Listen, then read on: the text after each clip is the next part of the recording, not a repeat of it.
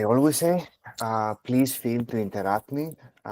We allow participants to speak, but please keep in mind, as we want to have a dialogue, don't mm, speak more than 5 minutes in a row, just to allow other people to participate as well. Um, okay, so this is the session for the carbon dioxide, the working group. Yesterday we completed the particulate matter 2 sessions, and today we have other 2 sessions, option 1 and 2, for in order to assess people from different parts of the world. I need to very quickly jump into the carbon dioxide here, and I did the same thing for all of the pollutants that we have in our agenda, in a different style for the different pollutants, and for the carbon dioxide, I was able to, if you like, arrange all the different regulations and guidelines around carbon dioxide levels around the globe and list them with their flags and also green certificates, green building certificates that I was able to find information. And as you can see, the majority of the countries out there, they agree around 100 parts per million, a ceiling limit. And then we are also having the 800 parts per million for the ceiling limit. At GoAQS, we opt for what Professor Maroska and her team suggested, around CO2 levels at 800 parts per million. The majority of the people agreed during the voting period. However, we did have some comments from some of the members that they suggested going in even in lower levels and limits. If someone has any comment at this point, uh, please feel free to speak. You can always raise your hand, or directly, if it's silent, you can speak. There is no problem.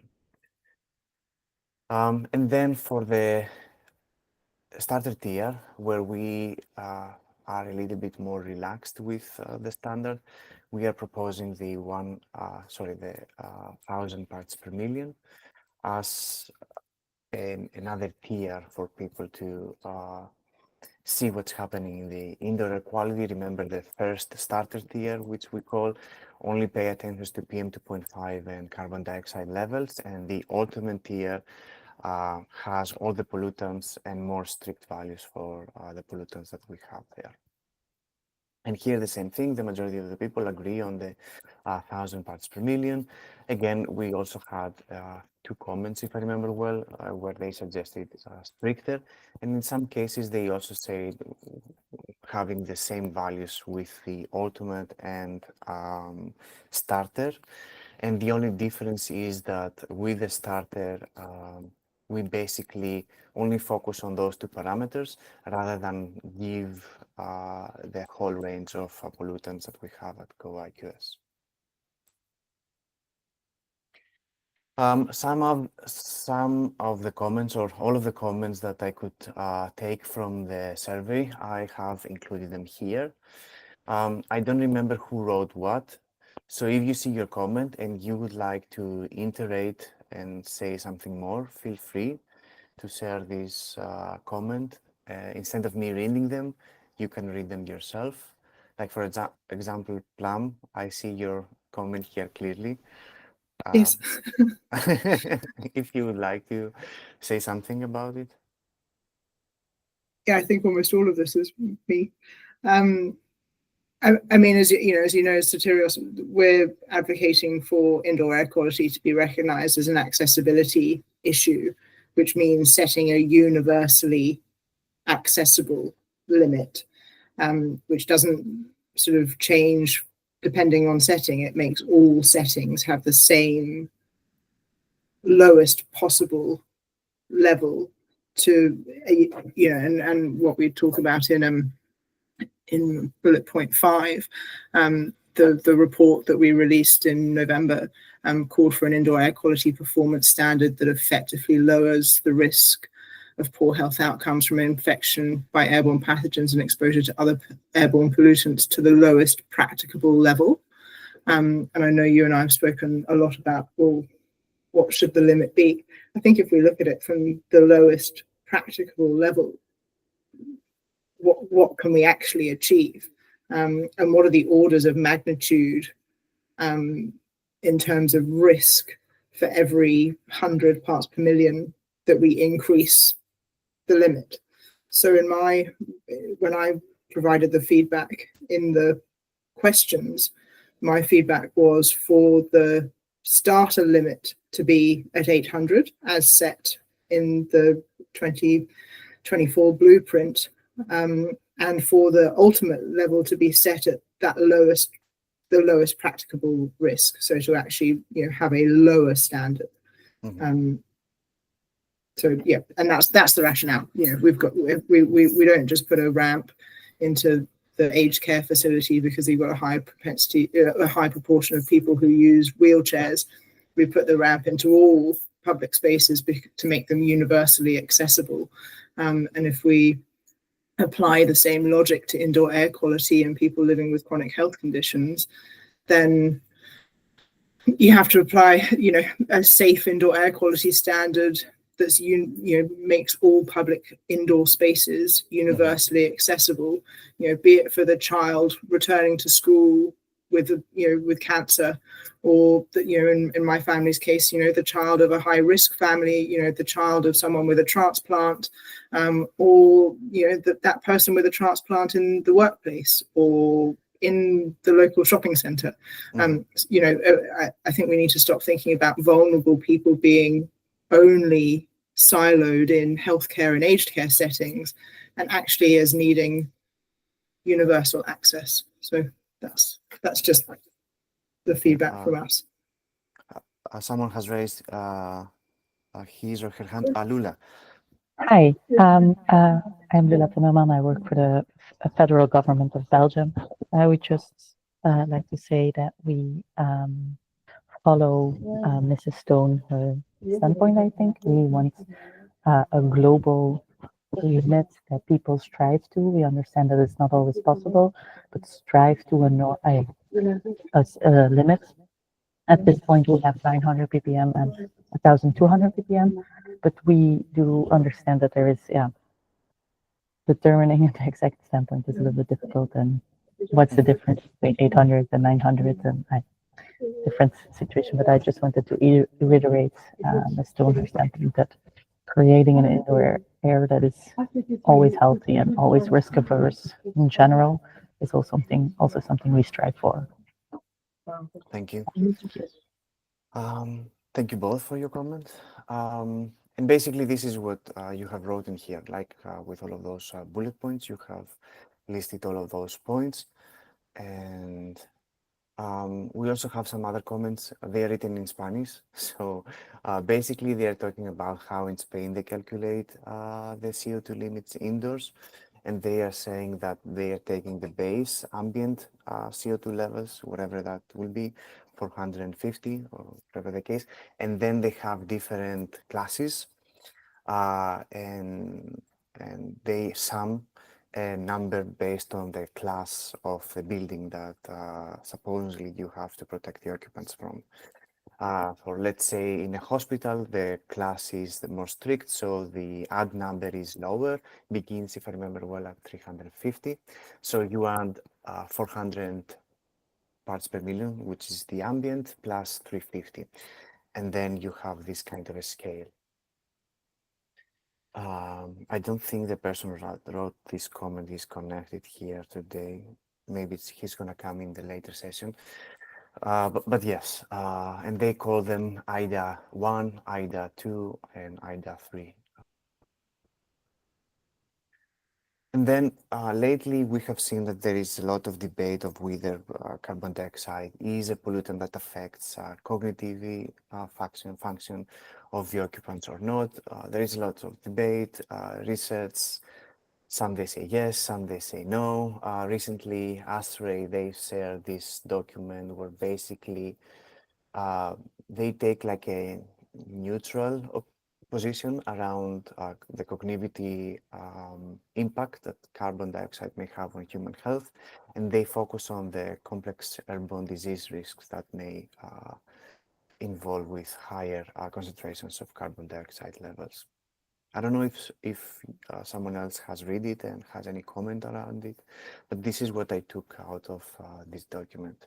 And we have someone inside GoAQS that was involved in the development of this ASHRAE standard and also for the 241. Maybe he will connect this afternoon because he's from the US and he can share a little bit more about it. And basically, this is all we have around carbon dioxide. I see that, let me go back here. Although we are proposing the 800 parts per million, like for the ultimate, some of the comments we received today, they suggested passing this limit for the starter and proposing something more strict for the ultimate version. And based on the research we did, the strictest number was set by Reset. They call it high performance, and it's designed for buildings that they want to keep environment safe. But then something weird happens with Feedwell, that they have like 1,000 parts per million, and they call it like viral response, which does not make lots of sense in comparison with what the rest of the scientific community is saying. So I'm saying that just to state that from my understanding, in most cases, green building certificates, sometimes they take decisions that they are not very sound in some cases. And I have seen that also with carbon dioxide levels, because they do not clearly state on those limits that they are proposing, whether they are ceiling limits, whether if occupants have to monitor continuously and keep concentration below a certain number. In some cases, I have read that you have to do some tests before the occupants come inside the building. And that does not make any sense because carbon dioxide, for example, is raised when buildings are occupied. And I see someone new has connected, Professor Prasant. Yeah, we are almost at the end of this meeting. I don't know if someone has more comments or wants to add something else. Professor Prasant, we are basically discussing a little bit the numbers that we have suggested during the voting period, and most of the people agreed on the 800 parts per million for the ultimate version. However, now in the conversation that we have with the few people that they are connected, they are raising a concern that maybe we have to be even more strict with the ultimate version and pass the 800 parts per million in the starter, which is a little bit more flexible tier.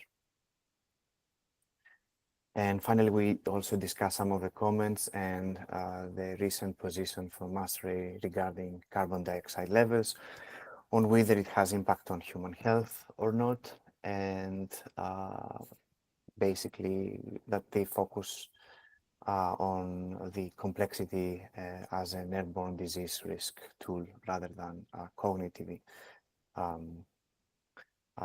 decline of the occupants when high CO2 concentrations are present in the room.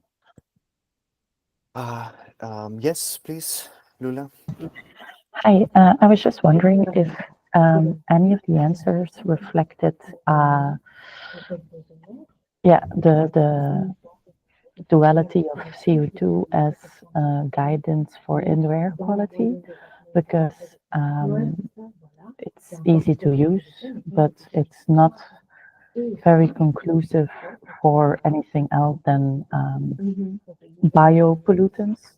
Mm-hmm. So I was wondering if there were any more comments on this, or a different way of thinking that we shouldn't use CO2, or a different way of interpreting the CO2 in indoor air quality. Personally, I see that there is a division in the scientific community when it comes to CO2 levels, but the majority agree that we should use it as a tool to mitigate airborne diseases and focus on that. More research is needed, like as always it's said on scientific papers.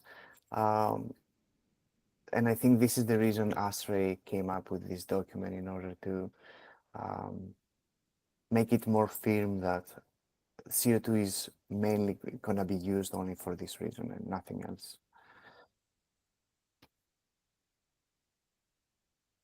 Thank you. You're welcome.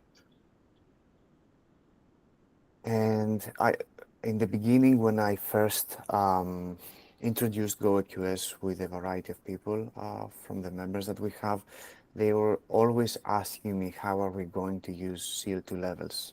It was like the main question that I received.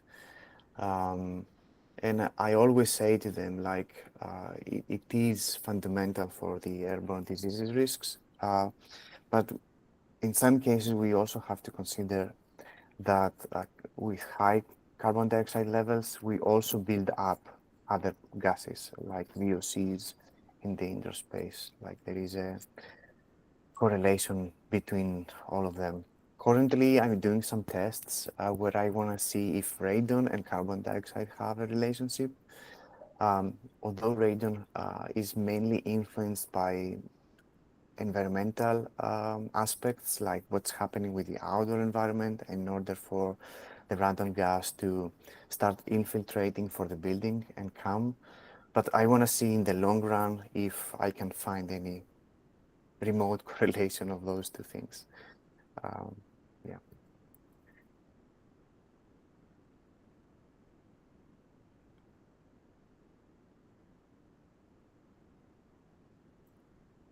Okay. I don't see any other concern. This afternoon we have another call, so I will try to summarize everything, but also share both videos on the website afterwards in order for people that didn't have the chance to connect now or later to see the conversation and comment if there is a need. Thank you both. Thank you also Dikea, Lula, and Plum for connecting today. And my email is always open, so if you have more things to share, feel free at any moment. Thank you, Sotirios. Thank you.